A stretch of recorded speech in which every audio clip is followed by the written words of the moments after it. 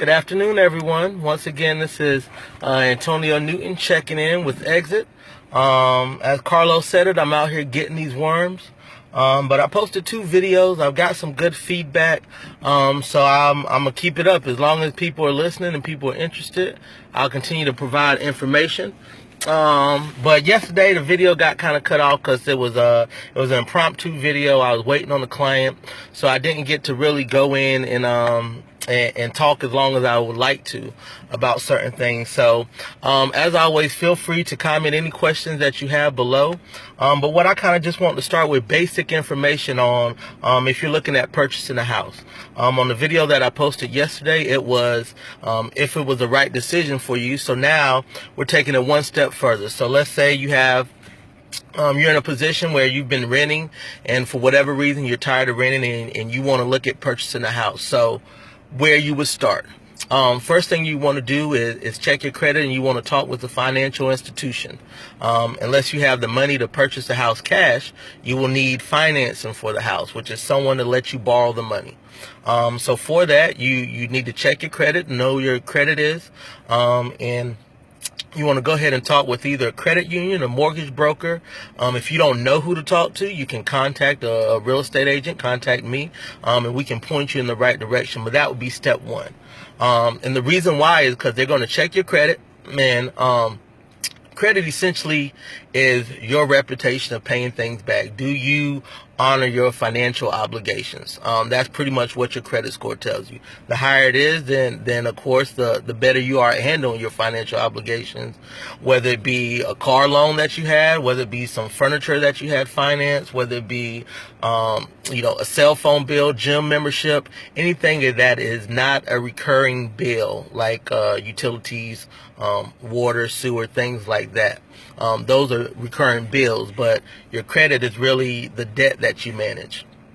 So you want to check your credit, and then you also want to go ahead and talk, because what they're going to do is 3 major things that come to whether you're going to get finance for the house, and credit being one of them, but your income, and then your DTI, which is your debt to income ratio. And what that is how much money you make versus how much debt you have. As I mentioned, debt is really anything that can be paid off. So like your car loan, a boat, something at a jewelry store, gym membership, belts card, anything like that would be debt. And they're going to look for your debt to income ratio, your income, and your credit. And those are 3 of the main factors that determine you getting approved for a home loan. But then not only that, but also the amount of home you're able to afford. And that is crucial whenever you're starting the home buying process, because you want to make sure that you're looking for things that's in your budget, that's in your price range. One of the worst things to do would be to go out there and fall absolutely in love with a home, and then you go and talk to someone and realize that you can't afford it, or the monthly payment's going to make you uncomfortable. In the industry, we have this thing that they call house poor, and you don't want to do that, where all you can really do is afford to pay your mortgage and pay your bills, and then you still don't get to enjoy life. As I mentioned in the video yesterday, the home buying process it's a process. It's just one aspect of your life, but you still want to be able to travel and go on vacation and go to the movies and do these things. So you want to make sure when you're purchasing a house that you're not putting yourself in a financial hardship. So that's why it's good to do homework and to talk with, like I said, a lender, credit union, bank, financial institution beforehand, so you can get an idea of where your payments are going to be at this price point. So if you purchase a $100,000 house, what are my payments going to be with mortgage, interest, taxes, and insurance? So you make sure you're counting the cost and doing your due diligence and your homework. So that way, like I said, you're not setting yourself up for financial hardship down the road. So first thing you want to do if you're considering purchasing a home is find out where your credit is, and you want to go ahead and talk with the lending institution so you can find out, 1, if you're approved, and then 2, how much you're approved for. Once that gets into place, there's a lot of documentation that you need. As you know, there was a housing bubble, as they say, that popped, and a lot of people were unable to maintain paying the mortgages on their home. And part of that was because they were letting people in homes and they weren't doing their due diligence and verifying income, verifying employment.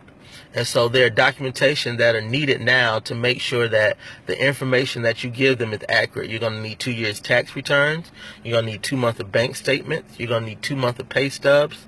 If you have any kind of 401k or any kind of assets, it'd be great to get that information as well, because everything is just to make the process smoother.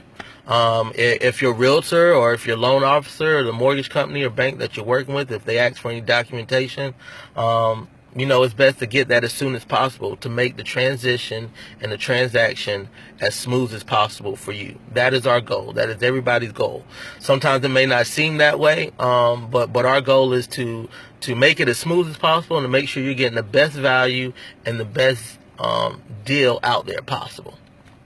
So with that being said, if anybody, like I said, has any questions, this is very informal, but I've been getting good feedback on the video, so I just want to talk to the general public and kind of start with basic things in terms of purchasing a home that some people don't know. They've never been taught. There's not a class in high school, so if whatever reason you didn't learn this at home, you didn't learn it at school, so how else would you know it?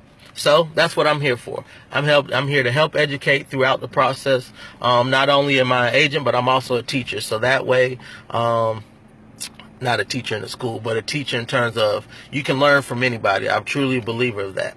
I learn from children. I learn from my son and daughter every day. So it's not always just about what you know, but it's what you can learn and what you can give back. So this is part of my way of giving back to my Facebook community, family, and friends. Let you know that I'm here for you, but also, providing you with information. So if there's something that you're considering or thinking about, then you can move forward. So after you have talked with the lending institution, you want to get with your local realtor. 803-608-2597. And then once you've been pre-qualified or pre-approved, then you can go ahead and start searching for a home. Now, like I said, you want to get these documents together, your tax returns, your pay stubs, as well as bank statements.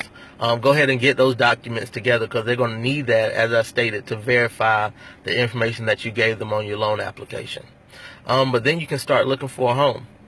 Once you start looking for a home, one of the major things in the process is deciding what's most important to you. Now, everybody has a wish list, and everybody would love a great location and up-to-date house and open floor plan. And if you have the money to get everything on your wish list, that's great. But the reality is sometimes we don't have the funds to do that. So then you're going to have to sit back and really contemplate what's important, what's most important. Is it the location? Is it the school system? If you have children, that may be what's most important to you. Hello, how are you doing, Lakeisha?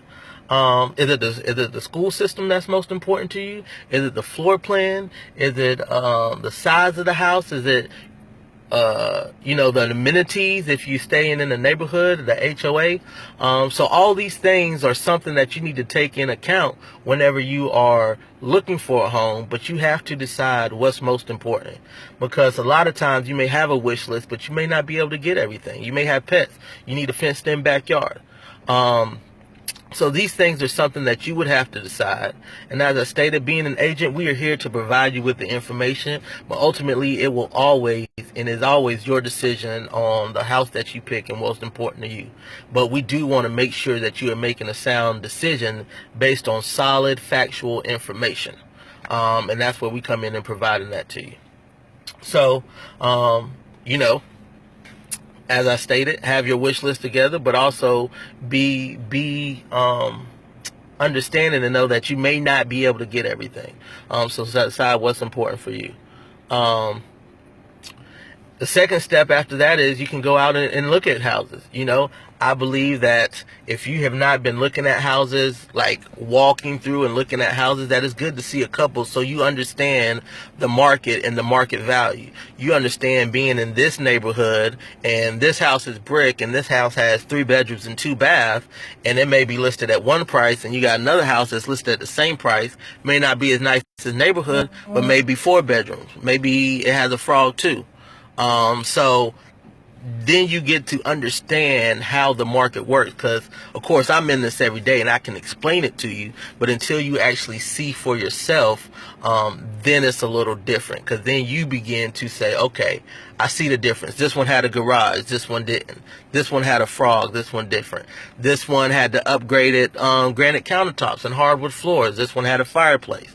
And you can compare apples to oranges or apples to apples, and differentiate what's important to you and where you want your value to be in your home.